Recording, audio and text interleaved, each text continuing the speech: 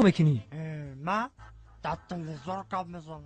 خیلی بیشی همونجا کو سر میکنی بیشی. همینجا بشینم. اخبار گفت. پولت اینمونم. السلام علیکم تماشاگران عزتمند. اینک برنامه تلویزیون اخبار است اینجا سفینه. توسط با شما میستر کلی. هفته سپشل در شهر دوشنبه در چششون کرده در نزدیکی NVD دوز را دستگیر کردند. صدراعظم نجمی و برنامه غفری ساعت 12 شب به نیت غارتگری از خانه بیرون شده به خانه عبیدالله سعدلو حمله کردند. عبیدالله سعدلو در حالت مست خواب بوده. از کاسه عبیدالله سعدلو 180 درم، از درون شوفانیر عبیدالله سعدلو چیزهای قیمت بها، تو فیلم میکا، تو پرکالو، تو پچکا چای، تو پرنسکی و دو ترکانی خونه را زیر کرده گریختند.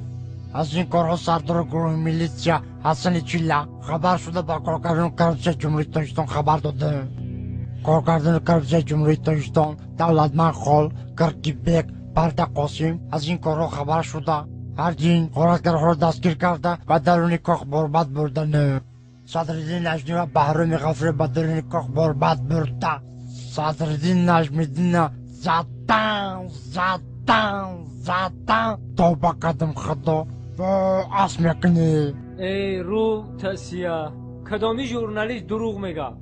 تو در تلویزیون گپ زده استی تو رو تمام جهان تماشا میکنه. تو دروغ میگی؟ تو رو خلق بدون چیکار میکنه؟ سنگ شپت میکنه. نخود ژورنالیست دروغ بگه. چه نرو بزنی؟